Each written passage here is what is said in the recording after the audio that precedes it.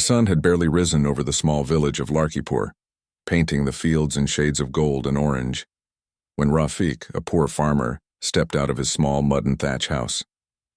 His hands were rough and calloused, his clothes worn and patched, and his eyes carried the weight of many years of struggle. He had lived all his life in this village, tending to his small farm, which was barely enough to feed his family. Despite the hardships, Rafik was a man of hope, kindness, and dignity. Each day he rose early to water the crops, repair broken fences, and plow the dry, stubborn soil. The rains had been unpredictable lately, and his farm suffered from the inconsistency. Yet he never gave up. His family depended on him, his aging mother, his wife, and his 2 young children. Even when hunger gnawed at his stomach, he continued his work, believing that one day his hard labor would bear fruit. On this particular morning, however, something unusual had disturbed the quiet of the village. News had spread quickly. The village chief, an elderly man named Chief Haroon, had fallen gravely ill. The chief was respected by everyone in Larkipur. He had led the village with wisdom and fairness for decades. People said he was like a father to the community, always helping those in need and resolving disputes with patience. Now, seeing him bedridden and weak, the villagers were filled with fear and sorrow. Rafik listened as neighbors whispered about the chief's condition. He might not survive the night, one woman said in a trembling voice. His body is weak and no medicine seems to help.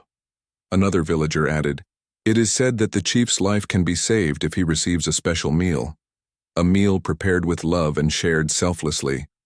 But who among us is willing to give?" Rafik felt a heaviness in his heart. He thought of his own situation. His family had only 1 small pot of rice left, along with a few vegetables he had managed to gather. There was barely enough to fill his children's small stomachs. Sharing this meal meant that he and his family might go hungry for the night. Yet he could not ignore the thought of the dying chief. This was a man who had guided the village, who had given Rafik and many others opportunities to live with dignity. Rafik returned to his small home. The walls were simple, the roof patched with dried leaves and straw. Inside, his wife Amina was preparing breakfast for the children. She noticed his worried expression. "Rafik, what troubles you?" she asked softly. He explained what he had heard about the chief and the need for a special meal. Amina looked at the small pot of rice and the vegetables, then at her children. Their eyes, bright and trusting, looked up at her. Without hesitation, she nodded. "If the chief can be saved, then we must help. We may be hungry tonight, but kindness is more important." Rafik smiled at her courage. Together, they carefully prepared what little they had. The rice was cooked to perfection, the vegetables carefully chopped and mixed. Every grain, every piece of vegetable was arranged with care. This was not just food. It was a symbol of love and sacrifice. Carrying the small bundle to the chief's home, Rafik felt a mix of fear and determination. As he approached the chief's house, he saw the village elders gathered, faces heavy with worry. The chief lay on a simple bed, his breathing shallow, his eyes barely open. When he saw Rafik, a weak smile appeared on his lips. "You came," he whispered, his voice barely audible. Rafik knelt beside him, placing the small bundle of food near the chief. "Please eat this, sir. May it help you regain your strength," he said softly. He could feel the chief's frailty, the immense struggle he was enduring just to breathe. Yet the chief's eyes were filled with gratitude, a silent understanding of the sacrifice Rafik had made. The chief took a small portion of the food, each bite taken with difficulty. Rafik watched, his heart heavy but hopeful. Outside, the villagers waited anxiously, unsure if this small act of kindness could really make a difference. Slowly, the chief's color began to improve. His breathing steadied and his eyes regained a faint sparkle. The elders looked on in amazement. He may survive," one whispered, tears in her eyes. As the day passed, the chief continued to eat slowly, and Rafik remained by his side, offering water and gentle words of encouragement. Every time the chief smiled or coughed less painfully, Rafik felt a warmth in his heart. It was not just relief, but a quiet joy that came from doing something good without expecting anything in return. Even when the sun began to set, Rafik did not return home. He stayed sitting quietly beside the chief, listening to the faint sounds of life returning. Memories of his own struggles, long days in the sun, nights with empty stomachs, the constant worry for his children, seemed lighter now. In that small, simple act of sharing, he found a strength he did not know he had. The villagers began to notice Rafiq's selflessness. Children peered from behind doors, elders whispered to one another, and neighbors nodded with respect. This was not just a farmer sharing food. This was a man showing the true meaning of humanity, kindness, and sacrifice. By nightfall, the chief had regained enough strength to speak more clearly. "Rafiq," he said, his voice now stronger, "you have shown me what no medicine could ever do. You have saved my life with your heart, not with gold or riches. The village will remember this, and so will I." Rafiq bowed his head, feeling both humility and pride. He had not helped the chief for praise or reward. He had done it because it was the right thing to do. Yet hearing the chief's words, he felt a deep connection, a bond of respect and gratitude that went beyond words. That night, Rafiq returned home, exhausted but fulfilled. Amina and the children waited anxiously. They had been worried about his safety, worried about whether their small act of kindness would be enough. When Rafiq told them the chief was recovering, their faces lit up with joy. They sat together, quietly thankful, and shared a simple meal that night, feeling richer than ever despite the meager portions. The story of Rafiq's sacrifice spread through the village like a gentle breeze, reaching every corner. People began to speak of the farmer who had given his last meal, not for fame or reward, but because he believed in doing what was right. Children learned the value of kindness. Neighbors learned the power of generosity, and the village felt a renewed sense of hope. Even as Rafiq returned to his daily struggles, the hard work in the fields, the unpredictable rains, the small meals, his heart was lighter. He had done something extraordinary in a simple way. The chief's survival was a reminder that goodness, even in small acts, could create ripples that touched many lives. And so, the first part of Rafiq's story ends not with wealth or fame, but with the quiet strength of a man who understood that true heroism is measured not by what one has, but by what one gives. The farmer's life was still filled with challenges, but now every sunrise carried the promise of hope, and every grain of rice shared had the power to change lives. Weeks passed since Rafiq had shared his last meal with the ailing chief. Life on his small farm continued with the usual challenges: dry soil, unpredictable weather, and meager crops. But a quiet hope lingered in his heart. He did not expect any reward for his act of kindness. Helping the chief had been the right thing to do, and that alone was enough for him. Yet, life has a way of surprising those who give without expecting anything in return. One early morning, as the first rays of sunlight touched the fields, a small procession approached Rafiq's house. The villagers whispered excitedly, pointing toward the road where a few strangers were walking. Among them was Chief Harun himself, looking stronger and healthier than he had in months. But he was not alone. 5 young girls walked beside him, their faces bright with curiosity and determination. Rafiq's heart skipped a beat, and he hurried forward to greet them. "Rafiq," the chief called, his voice full of warmth and gratitude, "you have shown more kindness than any of us could imagine. I have come to repay your generosity, though no gift could ever truly match your sacrifice." Rafiq bowed his head, feeling a mix of humility and astonishment. "I did what I could, sir," he said quietly. "It was not for reward," the chief smiled. "Even so, life often rewards those who act with a pure heart. These girls come from a nearby village. They have been searching for guidance, education, and a safe place to grow. I believe they can find that here under your care, and together we can help them learn and thrive." Rafiq looked at the 5 girls standing before him.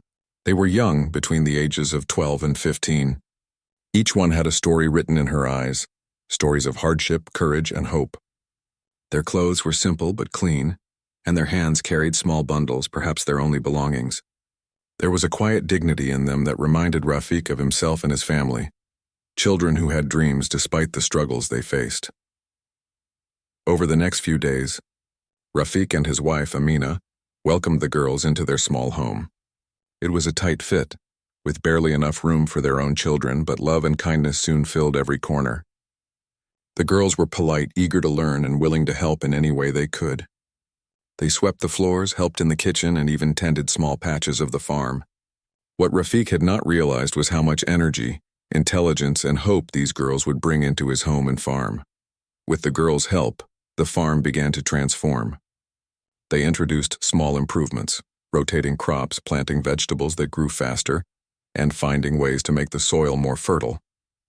The farm, which had been struggling under Rafiq's sole effort, began to thrive. Neighbors noticed the difference, and soon, even the village elders came to ask for advice on how to improve their own fields. But the changes were not only in the farm. The girls, though young, had a natural gift for teaching. They began helping Rafiq's children with their studies, explaining lessons with patience and clarity. Within weeks, the children's reading and writing improved dramatically. The little home, once filled only with struggle and worry, now resonated with laughter, learning, and hope. One evening, as the family sat together under the fading sunlight, Rafiq reflected on how different life had become. The farm, though still small, produced more than enough to feed everyone. The girls had become like daughters to him and Amina, and their presence had brought a new energy to the household. Even the neighbors had begun to see Rafiq, not just as a poor farmer, but as a man who had been rewarded in the most meaningful way, a life enriched by love, learning, and community. The chief visited often, checking on both the girls and the farm. Each time he came, he praised Rafiq for his unwavering kindness. "You have shown that the heart of a person is more valuable than gold," he said. "Your willingness to help even when you had nothing has changed lives. Not just mine, not just these girls, but your entire village." As months passed, the girls grew stronger, healthier, and more confident. They learned skills that would serve them for a lifetime. From farming techniques to literacy, hygiene, and even small business ideas. They began teaching other children in the village, spreading the knowledge they had gained. The ripple effect of Rafiq's single act of kindness now extended far beyond his own household. One day, as Rafiq worked in the fields, one of the girls, Zara, approached him with a small notebook. She had been writing stories about the village, the farm, and the people who lived there. "Rafiq, we want to show everyone what you have taught us," she said shyly. "We want to write about kindness, hard work, and hope, so others can learn too." Rafiq smiled, feeling a warmth that words could not describe. "Then write, Zara. Tell the story, and let others see that small acts of goodness can grow into something powerful." With the girls' help, the village began to change. Fields that were once barren bloomed with crops, and families who struggled to survive now had enough food. Children went to school more regularly, inspired by the young girls who had become role models. Even the elders, who had been skeptical at first, began to embrace new ideas and improvements. The small act of sharing a single meal had now grown into a movement of hope, learning, and community transformation. The girls also developed deep bonds with Rafiq's family. They celebrated festivals together, shared stories around the evening fire, and helped each other through difficult days.